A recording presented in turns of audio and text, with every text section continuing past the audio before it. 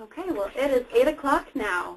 Good evening and welcome. I'm Vanessa Hoffman, Research and Education Manager at the Bladder Cancer Advocacy Network, Beacon. Tonight we present, What Do You Wish You Had Known Before Bladder Removal Surgery? A Response from Survivors. I'd like to do some quick housekeeping before we get started. You have the option of listening to the webinar using the mic and speakers on your computer or your telephone. You should see a question box on your GoToWebinar panel on the bottom. Please type in any questions as you think of them, and we'll read them out loud and get to as many as possible at the end of the webinar. I see a few people have already started using that. This webinar is being recorded and will be available on www.beacon.org within the 2 weeks. If you're having any technical difficulties, please call the number for Citrix's GoToWebinar tech support on the left side of your screen. I would like to introduce our distinguished speakers now. First, we will have Dr. Jonathan Wright, who is Assistant Professor of Urology at the University of Washington and staff physician at Seattle Cancer Care Alliance. He's also an affiliate researcher at the Fred Hutchinson Cancer Research Center. He specializes in urologic oncology, treating bladder, prostate, kidney, testicular, and penile cancer. He received his medical degree, MS in epidemiology, internship, residency, and fellowship at the University of Washington. He's a reviewer for numerous journals and has published many papers and book chapters. We also very much appreciate he helped organize the Beacon Walk for Bladder Cancer in Seattle this past year. Next, we will have Pat Boumansour. She's a patient advocate. She'll be speaking about having an ileal conduit as well. We were lucky to have her speak at the 2014 think tank related to smoking cessation and at the 2013 think tank related to sexual function. She's been part of Beacon's Women's Outreach Initiative. She was also part of organizing the North Carolina Picnic. She's been very active through Beacon's online community on Inspire. She's been a phone support volunteer in Beacon's Survivor to Survivor program. She's worked with Dr. Cheryl Lee at the University of Michigan on starting a women's peer-to-peer support system, and she lives in Michigan. Following Pat, we will have Tammy Linden, who's also a patient advocate, who will speak on the continence cutaneous pouch, Indiana pouch. She's also been involved with the North Carolina Picnic. She recently posted on Inspire about a gathering in Northeast Ohio.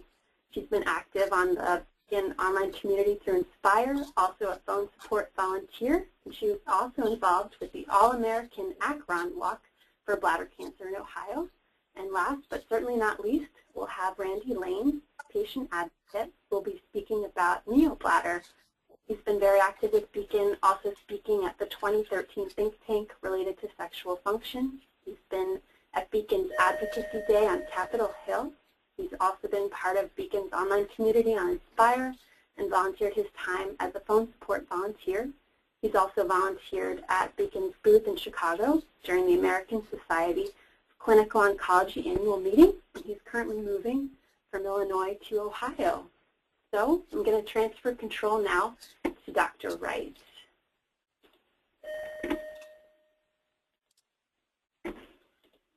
Okay. And I'm going to take the rest of us off video while Dr. Wright is speaking. All right. Can you see my screen now? Yes. Wonderful. So it is great to participate in this. I want to spend just a few minutes just kind of setting the stage a bit for the different survivor talks. I think those are going to be much more important for everyone, and I can just spend a few minutes talking about what to expect with having a radical cystectomy, and spend a few minutes highlighting some of the differences of the different urinary reconstructions. I think one of the things that I really try to set out for patients before undergoing cystectomy is the reality that this is a very large operation. It takes several hours to perform, and because there's so many things we have to remove and then reconnect and do the urinary reconstruction, having hiccups or minor complications along the road are common, and in most of the large series that are published from different institutions, they do highlight that upwards of 50+% of patients will have something along the road. And I tell patients this not to frighten them, but to make them be aware and have a realistic expectation for what they're going to experience as they go through the process of cystectomy and their recovery. It is a process that we can hear more about from our survivors. The hospital stay ranges between, on average, 4 and 10 days. It can certainly be longer. And because of all the things that can occur, up to a third of patients will be readmitted to the hospital afterwards. Again, I think it's important that we have realistic expectations for ourselves about what this process is going to be like. And so my take home for this is that prepare for ups and downs, but there is light at the end of the tunnel. You are on the road, you are moving forward, and our goal is to get you back to a normal life, but it does take time. The aspects of the urinary reconstruction have a lot of similarities within them, and there are 3 primary types that we do and which we'll be talking about today. All of them use a segment of your own intestines. We aren't yet doing bladder transplants. There's not yet having bladders that are made and then put in. So right now we use your own body, either the small intestine or the large intestine, or a combination of the two. Each of the different reconstructions have pros and cons. There is no perfect choice for every single person, not one single choice for everyone. There are instances from a cancer control situation or from what we find at the time of surgery where we sometimes have to we have fewer options on what we can do, but in general, any of these options are available, and all of them can have excellent quality of life afterwards. I want to go through each one briefly. Can you see my cursor as I move on the screen? Can you see that too? Is that visible? Yes. Okay, great. So I would say the simplest to create is the ileal conduit. The conduit is like a road. What this does is primarily transport the urine out your system. It does not have any storage capabilities to it. In this schematic, this is actually from the Beacon handout. The 2 kidneys with the ureters, the kidney tubes, are sewn into about 1 foot of your small intestine. That is then brought out on your front of your abdomen in a stoma, and then over that is a bag placed to collect an external appliance to collect the urine and then drain it. And you can then hook this up to a larger night bag in the evenings or to a leg bag. And I have found from a lot of patients that there really are few clothing that they don't wear that they can't wear as a result of this. The specific issues with this, it is, if you would consider it, the least cosmetic, because you are wearing an appliance on the outside of your skin. That being said, quality of life studies have really shown no difference between this and the other different types of urinary reconstruction. And in many places, certainly nationwide, this is probably the most common one that is performed. One of the unique issues with this is that you can develop a hernia at the site, since we do bring the stoma through the muscle, your six-pack muscle, and so that's one of the unique things that can occur with this. But the long-term result, this has been around for a long time. It's tried and tested, and a very common operation that is done today. That's the ileal conduit. You might also hear it referred to as a urostomy. That's another common way that it is referred to as. One of the other ways is a neobladder. Neo means new, so it's a new bladder. Whereas with the ileal conduit, we use about 1 foot of your intestines. With the neobladder, we use a couple of feet of your intestines. And in this case, we make it into a sphere or a ball, plug the kidney tubes into that, and then connect the neobladder to your urethra so that you then urinate out your urethra, out your penis in a man or out the meatus via the vagina and the urethra in a woman. This is more more normal, as some people will say, but it still is not a true bladder. It doesn't sense like a bladder, so oftentimes people have to do more timed voiding. Some people will get a sense of being full and needing to void, but it doesn't give us the same signals that we have when we have our intact bladders. And at nighttime is sometimes can be an issue because you don't get the same signals at night that you need to void. There are issues of urine control with this a bit, similar to when men have their prostates out. There can be issues with incontinence, leaking of urine during the daytime. Doing the Kegel exercises is good preoperatively for both men and women with this operation. In women, there are women that not uncommonly with this will be what we call hypercontinent, which means that they actually are too continent, they can't empty, and they have to self-catheterize themselves. This can happen in men as well, but it is more common in women. And so it's important that anyone who's going to undergo a neobladder be comfortable with the concept and the idea of doing self-catheterizations if need be. Again, this has been done now for long durations of time with excellent success rates, and is another great option for patients. There are a few unique things. It does require more intestines, so there can be more absorptive issues. People often need to get vitamin B12 injections a couple years down the road, and patients that have not great kidney function or have compromised liver functions are also not great candidates for neobladders or the other reservoir I'm going to talk about because of the excess absorption that can occur. But this is the typical neobladder that is formed. There are varying techniques on how to perform this. This is just one of the ways that it can be done in this schematic here. And then finally is the continent cutaneous pouch or continent cutaneous reservoir. It is sometimes referred to as the Indiana pouch or the Florida pouch, the Coke pouch. There are different modifications that have been done. In general, they all do the same thing.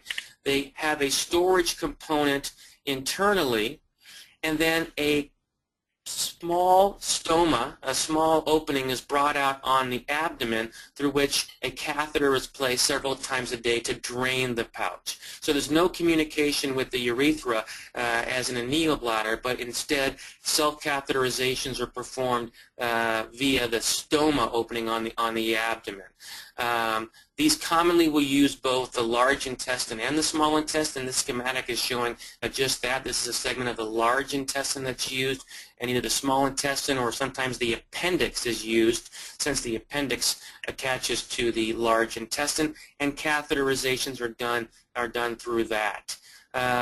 Again, this is going to require someone who is comfortable with doing self-catheterizations. And there are some unique issues with this as well.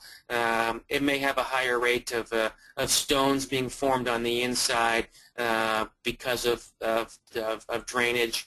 The stoma site itself can sometimes need to be revised, but this is another option for patients as well, for those that may not be candidates for neobladders but prefer not to have an external appliance on them as well.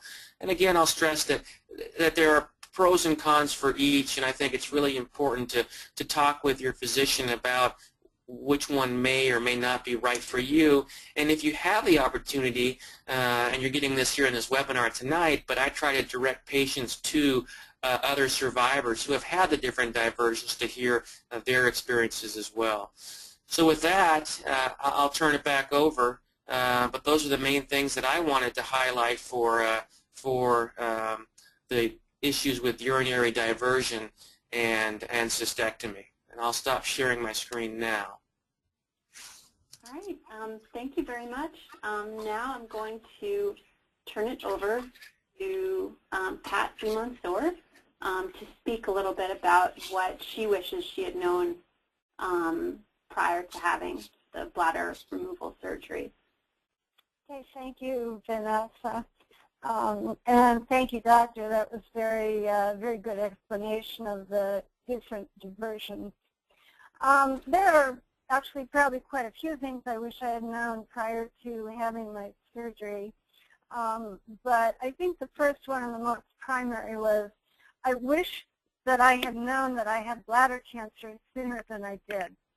Unfortunately, a lot of doctors, especially primary care and gynecologists, don't even think of bladder cancer when it comes to females. So as a result, and also probably because I should have researched further on my own, but I think as a result, I went a good year and a half before I was actually diagnosed with bladder cancer. I have no doubt that it probably still would have been high grade, but perhaps it would have been caught sooner and maybe not have gone as far. I chose the ileal conduit because it was just the most appropriate for me. I was not particularly comfortable with catheterizing, given what I do in that I ride bicycles long distances and I run. So I couldn't imagine myself catheterizing in porta potties or in the middle of the woods. So the ileal conduit was the right thing. Another thing I wish that I had known was I wish that I had realized that the surgery and the recovery a few days after really wouldn't be as bad as I thought it would be. I think we all tend to think of the worst case scenario, and that really isn't how it is. It turned out to be much easier than I thought that it would be. Not a walk in the park, but definitely easier. Another thing I wish I had had, and I know a lot of people wish that they had it too, is a really, really good wound, ostomy, and continence nurse. Having a nurse who knows how to handle urostomies can make all the difference in the world between you having a properly fitting appliance or having to put up with leaks with months on end.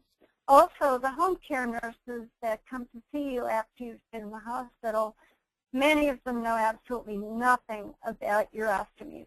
So you pretty much have to figure it out on your own.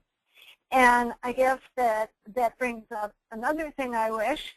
I wish I had known about BCAN before I learned about it. I accidentally found it on the web. One day I was just searching, and I happened to come upon the support group on Inspire, and it was just amazing. After I had talked to people, it just relieved my fear and made me realize that, in fact, I could get through this and I could go on and have a really good life afterwards.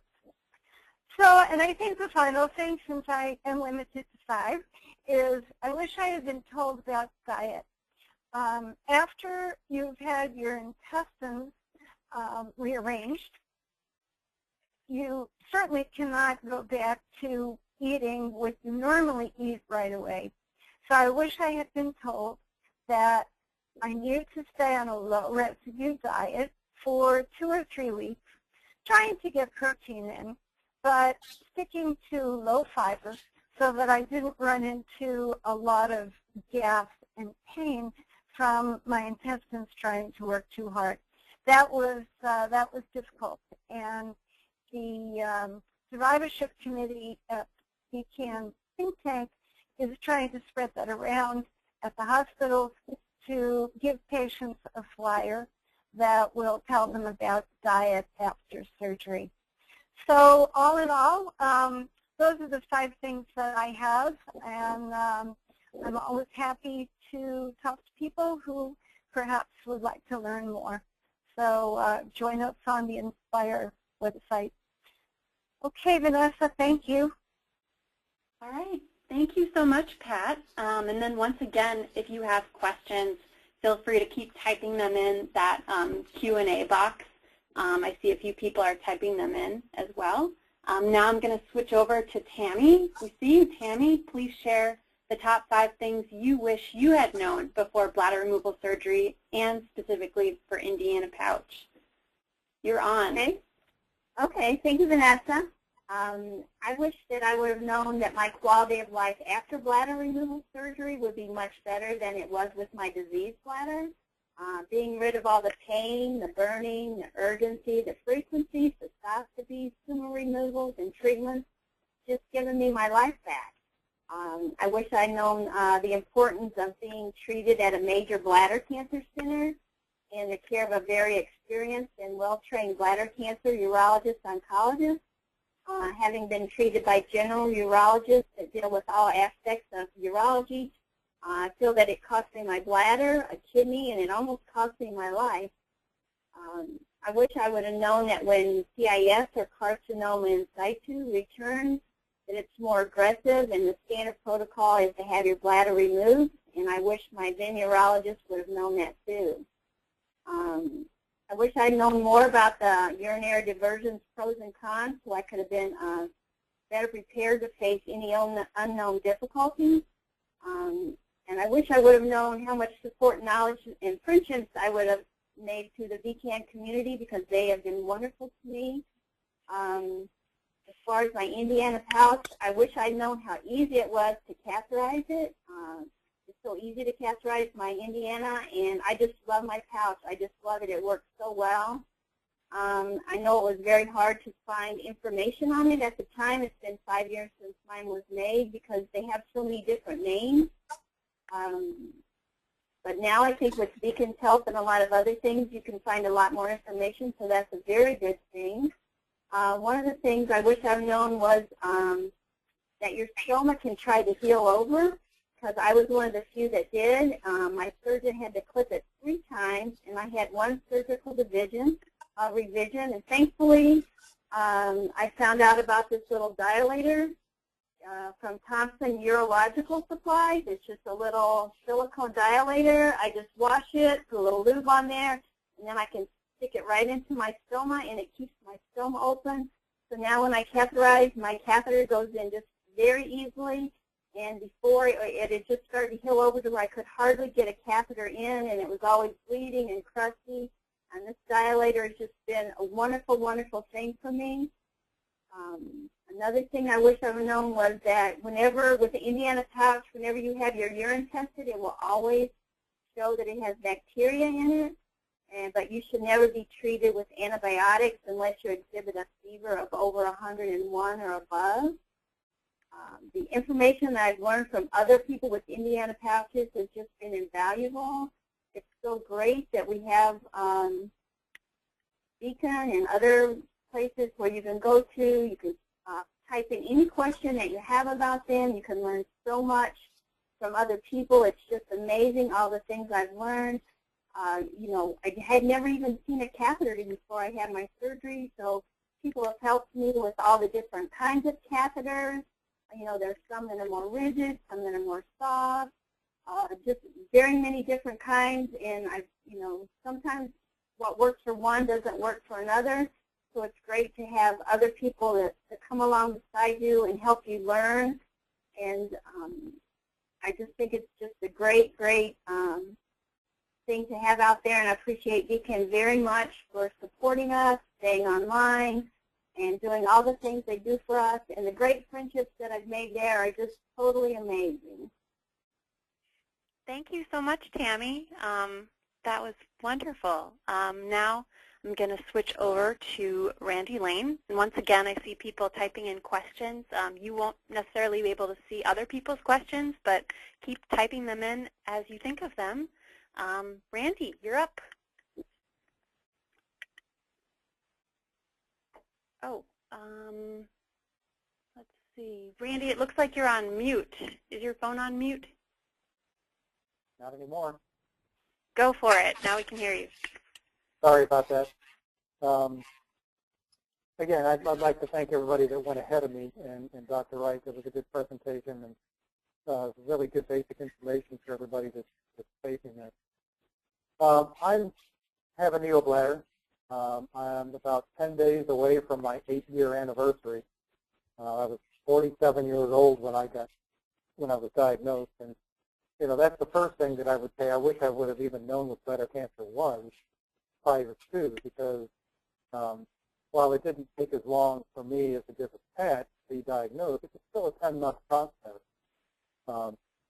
Now, my primary care doctor actually pointed out the possibility of bladder cancer early on because his mother had gone through it.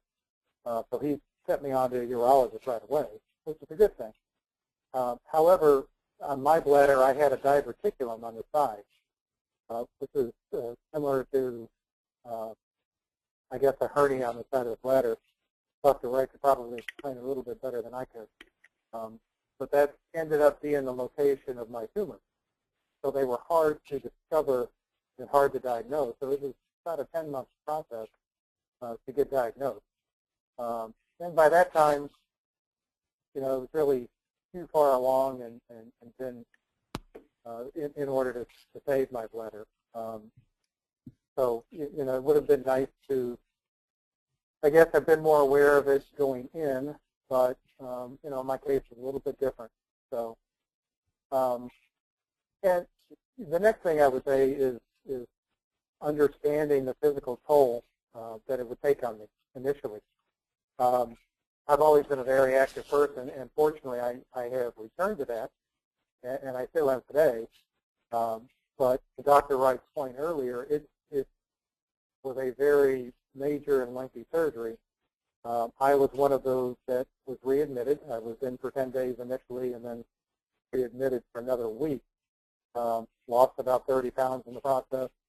And it was a lot of work to get back, and probably the thing that I did wrong was going back to work probably sooner than I should have. So if I would have known and realized how much of a toll that it would have taken on me, I might have approached a little bit differently. The next thing that would have been good to have more information on, and it's something that I was fortunate enough to serve on a panel with Pat a couple of years ago at the Beacon think tank to discuss was the sexual impact on, and I'll just speak for the men.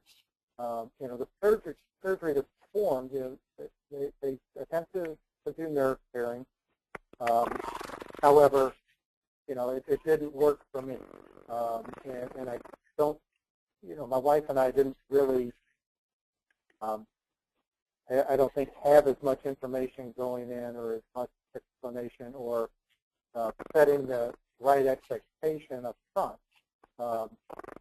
We talked about it some, but probably not as in-depth as would have liked it. So that's one thing that I wish I would have known more about, but just sometimes, there's plenty of men out there that have been able to regain their function fully, partially. So it's not an all hope is lost type thing, but, that's something that we weren't really fully aware of going in.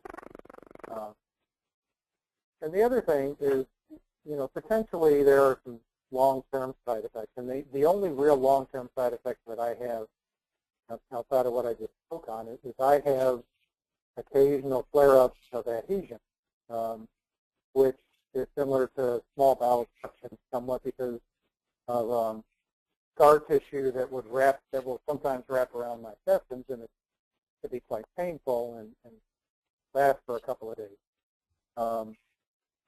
It lessens over time. I went a full year without any, and then I got type 2 within 3 months. So it's just one of those things. And then talking to my doctor a couple of weeks ago when I was back to my annual visit, again, he pointed out, I had all of your intestines out, and I was manipulating them, I was cutting into them, I was reattaching them. So there's a lot that goes on there. So there's a lot of stress put on your intestinal tract. So that's one of the things I think that comes with the territory.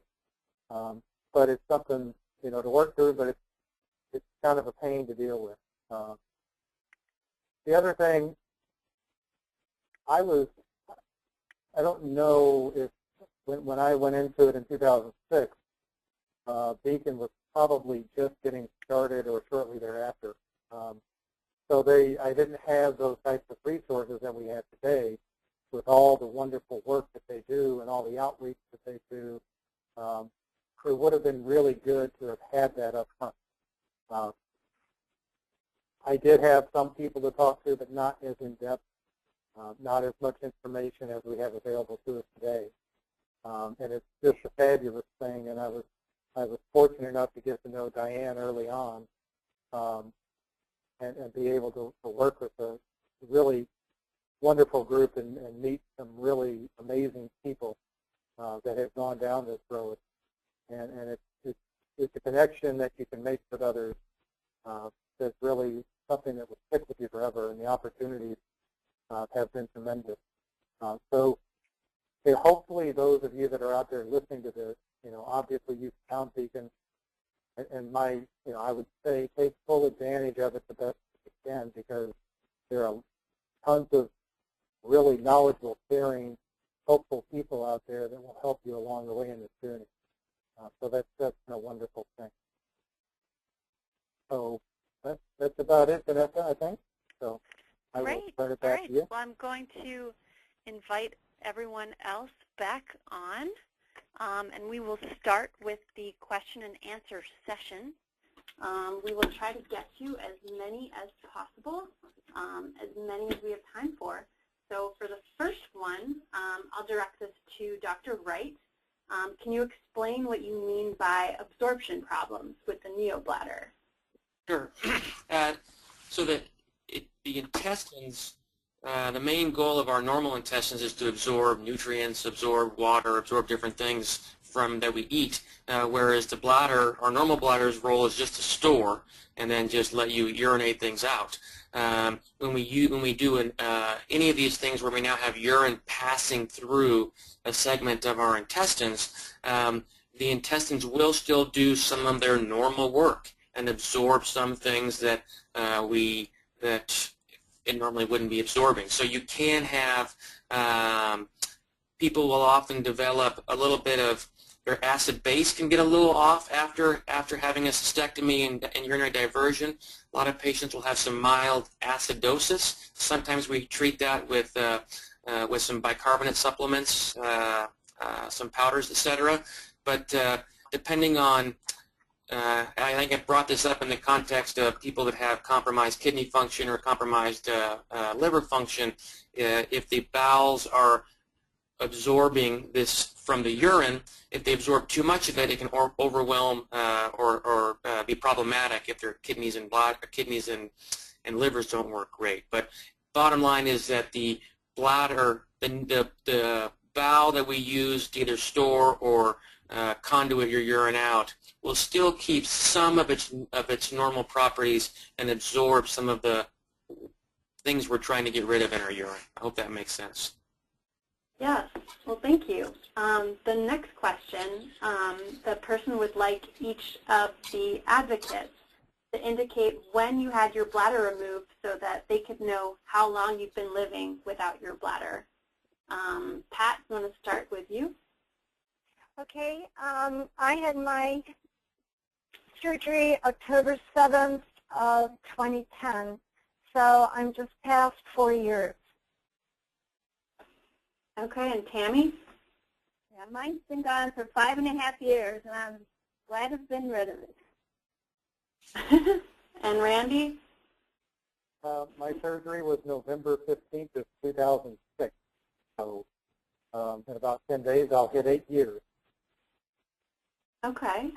For the next question, I'll direct this to Dr. Wright, Tammy, and Randy. For the neobladder and the continous cutaneous pouch, Indiana pouch, is there feeling and possibly pain sensation like there is with a normal bladder? Dr. Wright, can you start with this one? Sure. I think they'll probably be able to give their better personal answers too. But I think this was brought up. The idea that I think Tammy brought this up that a lot of times where patients have a lot of urinary symptoms, pain, discomfort, frequency, urgency, getting up several times at night with their normal bladders, and that that is not commonly a problem with the neobladders and reservoirs, but they certainly can have symptoms from them as well, obviously. So, but your bladder symptoms that you had before should not be continuing on. And I'll turn it over to Randy and Tammy for their comments on that. All right, Randy, do you have any? I'm sorry, didn't mean to talk over you. Yeah, I've been able to. I've been very fortunate. My doctor had me start the Kegel exercises about a month before my surgery, and I've been, after a couple of months, I got to be pretty continent, and I actually do at night. I will wake up to go, and I will. I typically will feel pressure. He spoke earlier about the sensation is very different. It is a sensation of being full and kind of some pressure. I wouldn't call it pain as such, but it's just pressure. Lets me know when I need to void, and fortunately for me, it wakes me up at night. So I can't say over the years I've had too many issues. There's a few here and there, but for the most part, it works very well for me. Okay, and Tammy, do you want to add anything to that? I have no pain at all with my Indiana pouch. I do get some pressure when it starts getting full, so I know it's time to empty it, but considering all the pain I was in before, no, I'm very good, very happy. Okay, well, thank you. For the next question, and just again for everyone to type your questions in the Q&A box. Lots of people are doing that. You all aren't able to see it, but I see a lot of the questions coming up. For the next question for Dr. Wright, how quickly do patients need to come to a decision about which diversion method to choose, and do they take grade and stage into account? So we like to do the operation. The data suggests that from diagnosis of muscle-invasive bladder cancer to having your bladder removed should take place within 3 months. So we all try to have the surgery done before then. Now, if a patient receives neoadjuvant chemotherapy, so if they receive chemotherapy before surgery, then that 90 days is no longer applicable. They'll do a couple of months of chemotherapy and then have the surgery. But I tell patients it's up to, as long as there aren't reasons that I want or recommend one diversion over another, patient can decide up until the day before, more or less. So what diversion that they want to have. Stage does have a role, especially in the neobladder setting. Men that have it invading into the prostate because of the higher risk of recurrence in the urethra. We typically do not encourage a neobladder in that situation.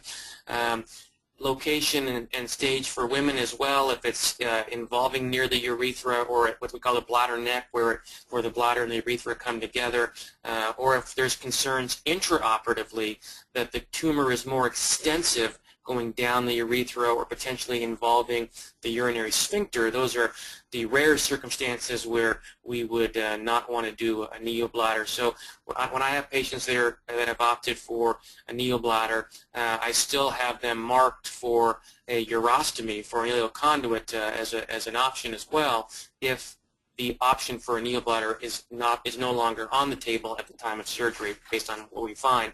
Now that is pretty rare that would happen. But as far as timing, just pick it before the surgery and do as much as what you're doing now, getting information from other people. Okay, thank you. For the next question, did any of the advocates take measures to preserve their bladders? Pat, does this apply for you? No, not at all. I was diagnosed as T3, so there was really no option for me other than removal. Okay. Tammy, how about for you? I had BCG treatment for a while. I had several tumors, 2 or 3 years. I just had tumors kept coming back, and I kept having them removed. And Brandy, for you? No, I did not have any treatment prior to. By the time I was diagnosed, it was also past the point of no return. Okay. Can I comment on this? Yes, please do. I think that this is it's a great question, and I think everyone here has kind of described there why they were not a good candidate for bladder preservation. Now, Tammy, I believe, as she said, had carcinoma in situ, so that's not a situation where we would do, say, chemotherapy and radiation to save the bladder. And when people have T3, which means it's growing into the fat outside the bladder, and the Beacon handout gives a nice description of this, we also don't think those patients in general are great candidates for bladder preservation with chemotherapy and radiation. That being said, there are certainly patients that are good candidates, and there are certain criteria we like them to have: small tumors, only one, not multifocal, able to completely resect it all, not extensive carcinoma in situ. These patients are candidates for bladder preservation, and a lot of the top bladder centers will offer this as well. And I think it is important for patients to have it, but when you start whittling down to who is a good candidate, it certainly is not the right therapy for everyone, but it is a great option for this appropriately selected patient. Thank you. Thank you all. For the next question, I'll direct this to Dr. Wright. Can the stoma for the ileal conduit be placed on either the left or the right side, whichever the patient prefers? And this person said if they only have their right kidney, could the stoma be placed on the left side if they would want that? Yeah, since we use the ileum, and the ileum happens to sit on the right side of your body, so the portion that we use of the ileum happens to be on the right side, so it typically goes on the right side. There are circumstances where we actually use the sigmoid colon to do a colon conduit as opposed to an ileal conduit, and that would be on the left since the sigmoid's over there. But in general, no, it's placed on the right side because of anatomic reasons. So. Okay. The next question is directed to Tammy. Was it hard getting used to catheterizing at first, or was it easy to get the hang of it? It was very easy to get the hang of it. I did it the very first time stoma nurses showed me how to do it. I just picked up the catheter and it went right in, and I didn't have a problem with it. So I find cathing very easy. Okay. For the next, head tried to close up, and it got tighter and tighter until I started using the stoma dilator. Oh, okay. For the next question, do the advocates recommend going to a rehab or nursing home right from the hospital, or feel that going home was okay? Pat, do you have any comments? Going home was fine for me because I had my husband and several of my children here. I think if you're going home alone, it's probably wise to go to a rehab, at least for the first week after you're out of the hospital, simply because you're very, very weak. I was in great shape before I had my surgery, but I could hardly do a thing after I came home without wanting to rest. So I'm very glad that I didn't have to do things for myself, such as prepare food or do wash or any of those things. I simply didn't have the energy for it. Tammy, do you have any thoughts on that? I had help at home too, so that was good. But it was nice to be at home. But if I could have never done it alone, no. Brandy, any thoughts? Yeah, I would echo both Pat and Tammy that if you have help at home, that was certainly the way for me to go, and I was extremely happy to get home. But again, had I been by myself, I probably could not have done it alone. So it really does depend upon your circumstances, because you are very weak at that point, and it's a lot of work. I know the amount of work that my wife put in there for a number of weeks after I came home was quite a bit, and it's not something I ever could have done for myself.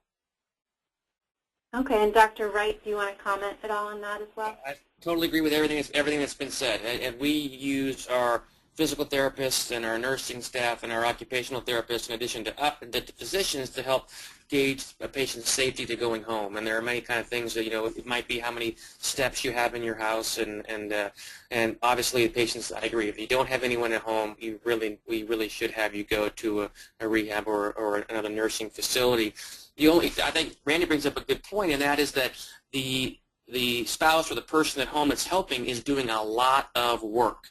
And so sometimes it's not so much you may have someone to go home with, but especially with older patients, if the partner is, it may be overwhelming even for the partner to be helping around because the patients are weakened and they do need extra help beyond, as Pat says, just doing the daily activities, the daily living as we call them, cooking and cleaning, etc. But sometimes it's safest for everybody, including the spouse, partner, home person, for the patient to go to a skilled facility. Our goal is always home, but if we have to do a temporary stop along the way for safety, it's the way to go. Okay, well, thank you. For the next question, I'll direct this to Dr. Wright and to Tammy. Can you have an Indiana pouch infection without having a fever or symptoms of bleeding, leaking stoma, or feeling sick and nauseous? I think Tammy hit it really well earlier that you are, and this is true for all the diversions, is that it's very common to have chronic colonization, so bacteria living in there. Your primary care doctor sends off a urine culture, and it's going to come back as positive. You can have an infection even with a bladder, a urinary tract infection, even without a fever. Certainly, we worry when it's much more concerning when you have a fever. But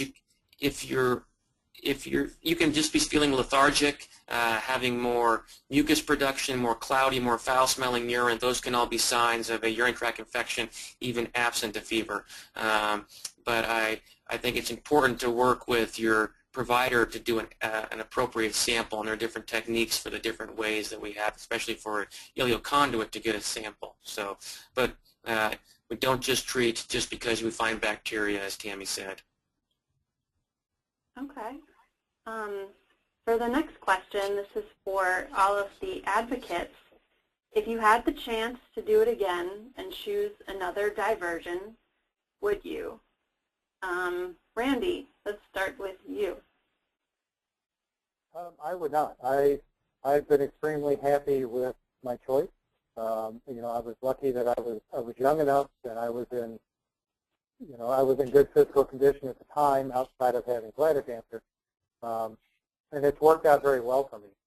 I haven't had that many issues along the way, and I've been able to function and void normally from the start. So, no, I wouldn't do anything different. Okay, and Tammy, how about you? I love my Indiana pouch, but if I would have had the ileal conduit, I'm sure I would have done fine too. Neo bladder just wasn't an option for it. I know it doesn't work as well for women, so I didn't want to take that chance. And I had some cancer near my urethra, so that wasn't really an option for me anyway. So either way, you seem to adjust to whatever you get. So I'm fine with my Indiana. I like it. Okay, and Pat? I'm absolutely fine with my urostomy, and I do everything now that I did prior to surgery. So I have to say I wouldn't choose anything different now. Okay.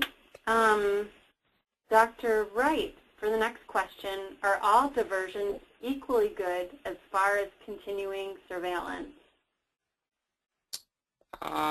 Yeah, I believe so. The surveillance that we're going to do is imaging with CAT scans or other MRIs, blood tests, urine tests. We can get the cytologies from all of the different diversions. So yes, I believe it is. So we do have different surveillance things depending on what type of diversion you have sometimes, because if you have a neobladder, we can get the urethra cytology cells from a voided sample. For men that have an ileal conduit or a reservoir, if their urethra is still intact, we will periodically, some of us will do washings from the urethra for cytologies. Typically in a woman, the urethra is removed at the same time of a cystectomy if they're not having a neobladder. But I think in general, they're all the same for the surveillance. Okay, thank you. I see a question here saying that the person's appreciating the personal anecdotal information but wants more extensive information about the problems and challenges. And I'll just use this quick second to point out that we did have a webinar about 2 weeks ago that went into a lot of that. So if you go to beacon.org, you should be able to check out that webinar, which was the new normal part 2. For the next question, I think I'll direct this to Dr. Wright as well. We had a question, the first one, how long is it estimated that the neobladder lasts? And then the second one, is the ileal conduit living tissue and does it ever wear out? So do the diversions ever wear out?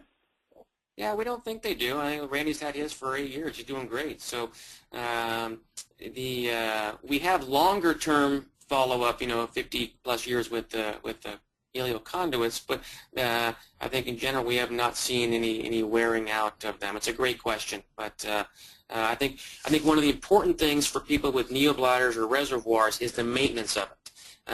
So if you if you have a reservoir and you aren't catheterizing it frequently enough, or if you have a neobladder and you aren't voiding frequently enough, you can overstretch it, and then it can get bigger and harder to empty. And then if it gets too hard to empty, that can set up for leftover urine in there, which can then lead to infections and stones and those kind of things. So I think it's definitely there's more proper care that needs to be done, being vigilant with the timings of it. But I think with any of these different diversion options, I would say you can live a long, long life, and this will live right on with you. The ileal conduit is a living piece too. You can see it at the skin level. Pat can comment on it. You can see it kind of moving right there with you. It's amazing. Wow. For the next question, for the advocates, after you had your surgery, about how long was the recovery period in terms of getting back to work, if you were going back to work afterwards? Pat, let me start with you. Okay, I wasn't going back to work, but I was going back to athletic activities. I was starting to jog again slowly at 6 weeks, and I was on my bike once again slowly at 8 weeks. So I would say that I was technically fully recovered by 6 to 8 weeks, but it was probably 4 months or so before I had full energy back. Up until that point, I would tire more easily than I would ordinarily. But 8 months after my surgery, I did a 100-mile bike ride around Lake Tahoe, and I did just as well as I had done it before. Okay. Tammy, how about for you? My recovery was very long because I wasn't in very good shape before I had my surgery, because I had been in so much pain because I'd been left go for a year and a half with CIS inside me, because the urologist I was seeing then kept telling me my bladder looks fine, and then I finally went to a major center where they said no, it was full of CIS, which was true. I also had a heart ablation 5 weeks before I had my bladder out, and I had several other health problems, so it took me a good 6 months probably to feel normal. And I still had cancer inside me because there was cancer in my right ureter at the time of my cystectomy, so I ended up losing my kidney a year later. So it took me a while. After that surgery, I did very, very well because then it was all gone. So I'm not the typical case, but I'm doing fine now. Okay, and Randy? I went back to work. It was probably about 8 weeks from the date of my surgery, so probably only 6 weeks after I got home from the hospital. looking back, that probably if I was going to go back at that time, I should have started part-time as opposed to jumping right back in full-time because it was very tiring, and I was still pretty weak. Now I returned. That was early part, the middle of January of 2007, and I was out coaching my son's little league team, and later on in March. So I made a lot of progress after that, and got back to normal, and have been ever since. But at that, I probably went back a little too soon for me. Okay, and Dr. Wright, do you want to comment on that recovery period at all? Yeah, I think I think Pat said it. You had 6 to 8 weeks. We tell you you're recovered. But the lack of endurance takes a while to get back. And I agree with Randy that go back part-time first. Once they see you there full-time, it's hard to then go back from that. So if the work gives you 3 months, take it. And if you can go back early, great. But and Tammy's point too, that a lot of patients have what we call comorbidities and other things that certainly affect the recovery as well. So it's a long road, but you're looking at 3 people here who have been on that road and are cruising down it now. So. All right. Well, thank you so much. That's all the time we have for the questions today. Again, we're recording this webinar, and it'll be available at beacon.org within the next 2 weeks. I'd like to thank Dr. Wright, Randy Layne, Pat Boumansour, Tammy Linden for a wonderful and informative webinar. And as you can see on the screen, our next webinar will be Thursday, November 13th with Dr. Yair Lotan talking about bladder cancer tests, diagnosis, and screening. So thank you all very much. Have a wonderful evening. Good night. Thank you. Thank you. Good night.